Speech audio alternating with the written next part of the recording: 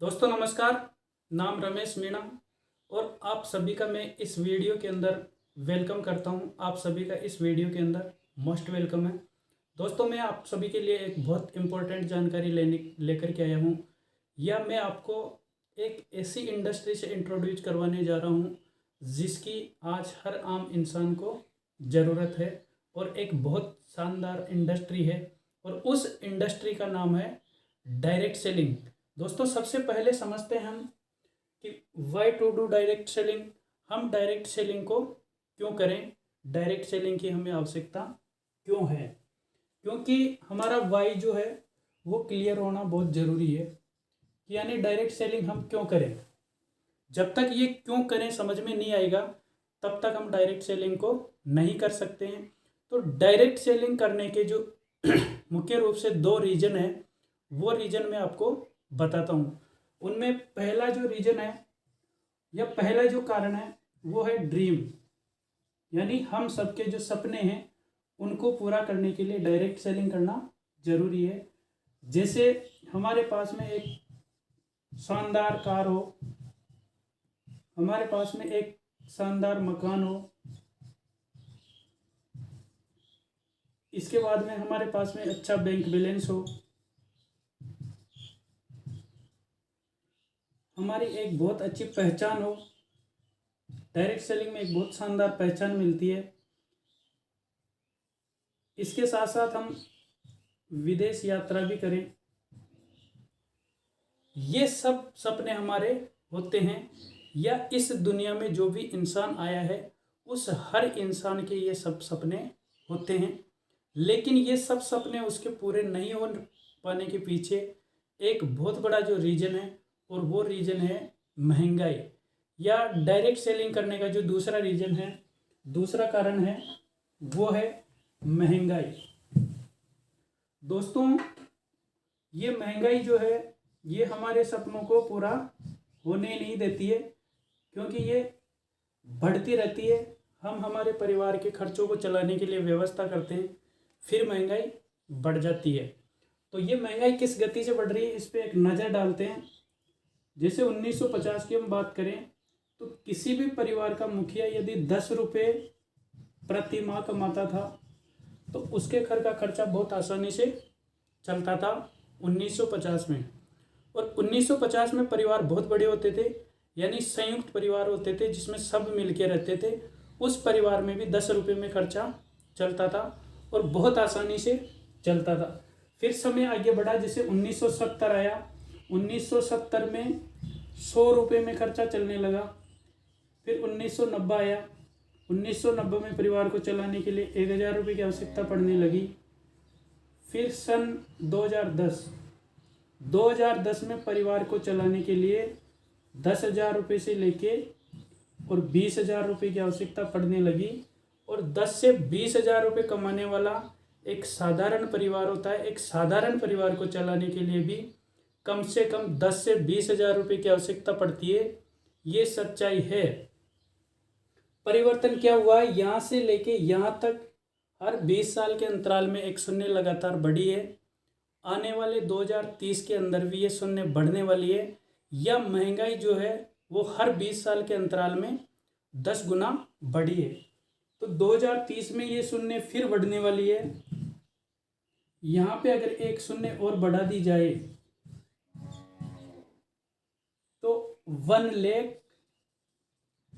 Per month, एक परिवार को चलाने के लिए कम से कम 1 लाख रुपए की आवश्यकता पड़ने वाली है। ये सच्चाई है, आप माने या ना माने, लेकिन समय की जो डिमांड है वो ये है। और यदि आप लोगों के पास में ऐसा कोई साधन है, ऐसा कोई रास्ता है, या ऐसा कोई काम आप कर रहे हैं जहां से आपके ये इनकम हो सकती है, या 1 लाख रुपए महीने के आप कमा सकते हो, फिर आपको चिंता करने की आवश्यकता नहीं है। और दोस्तों यदि आपके पास में ऐसा कोई व्यवसाय नहीं है या ऐसा कोई रास्ता नहीं है जहां से आप ये पैसा कमा सकते हो, तो फिर ये डायरेक्ट सेलिंग में आपका मोस्ट वेलकम है। ये डायरेक्ट सेलिंग से आप ये पैसा बहुत आसानी से कमा सकते हो। लेकिन दोस्तों फिर भी मैं आपको बता देता हूँ इस दुनिया में पैसा कमाने के मुख्य रूप से 3 साधन हैं इनकम ऑफ सोर्स। 3 साधन कौन से हैं? पहला है कृषि, दूसरा है नौकरी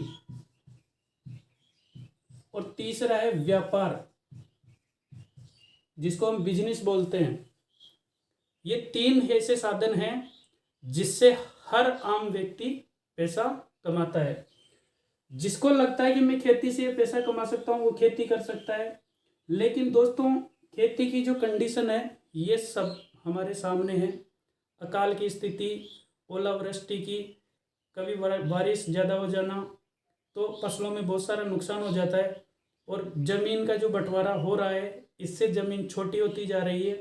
तो यानी ये पैसा यहाँ से आने वाला नहीं है, संभव नहीं है। दूसरा ऑप्शन आता है नौकरी। नौकरी से ये पैसा आ सकता है अच्छी पोस्टों पे, लेकिन अच्छी पोस्ट मिलना संभव नहीं है, पॉसिबल नहीं है। एक पोस्ट के लिए वैकेंसी निकलती है, लाखों की संख्या में लोग वहाँ पे पहुँच जाते हैं। तो यानी नौकरी लगना संभव नहीं है। दोस्तों खेती से ये पैसा आने वाला नहीं है, नौकरी से हम लग नहीं सकते, नौकरी हमारे बस की नहीं है। तो तीसरा जो व्यापार है ये, या तीसरा जो व्यवसाय है व्यापार, इसे हम कर सकते हैं। लेकिन दोस्तों व्यापार जो है ये 2 प्रकार का होता है। पहला है ट्रेडिशनल मार्केट यानी परंपरागत व्यवसाय, परंपरागत व्यापार, और दूसरा है डायरेक्ट सेलिंग। दोनों में डिफरेंस क्या है, या दोनों जो मार्केट है इनकी अपनी अपनी शर्तें हैं। वो शर्तें क्या है? जैसे ट्रेडिशनल मार्केट, यदि परंपरागत व्यवसाय आप करना चाहोगे तो इस व्यवसाय में यदि आपको 10,000 रुपये महीने के कमाने हैं तो 10,000 रुपये महीने के कमाने के लिए पहले आपको यहाँ पे पैसा निवेश करना पड़ेगा।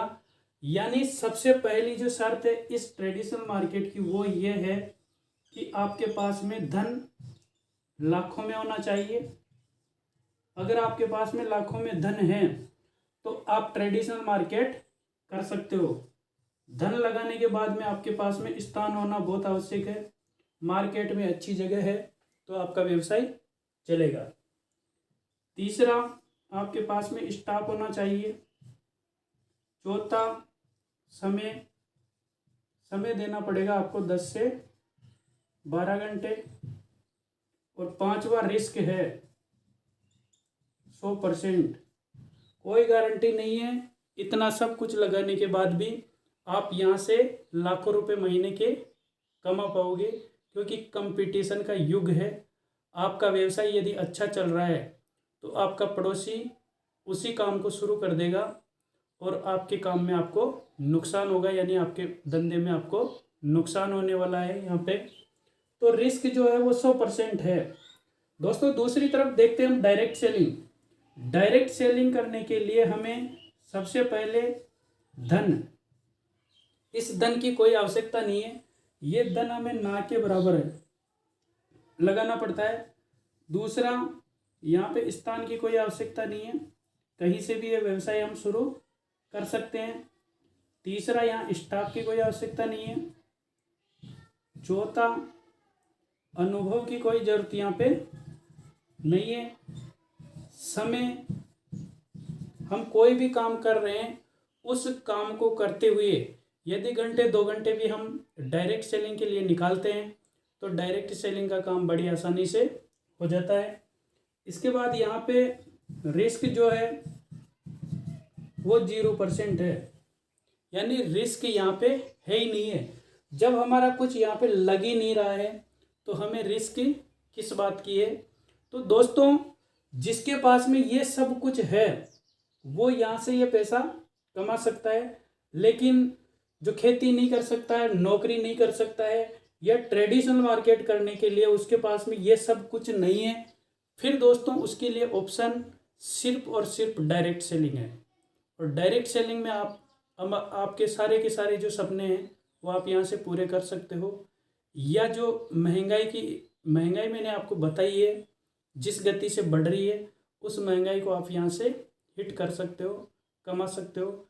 अब दोस्तों यदि आपने डायरेक्ट सेलिंग करने का चुनाव कर लिया है या मानस बना लिया है, तो डायरेक्ट सेलिंग का मानस बनाने के बाद में दोस्तों आपको एक बेस्ट कंपनी का चुनाव करना पड़ेगा।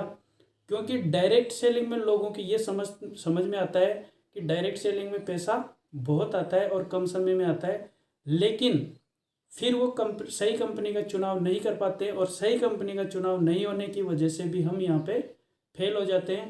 तो दोस्तों डायरेक्ट सेलिंग में हम बेस्ट कंपनी का चुनाव किस प्रकार से करें या बेस्ट कंपनी का चुनाव करना बहुत इम्पोर्टेंट है।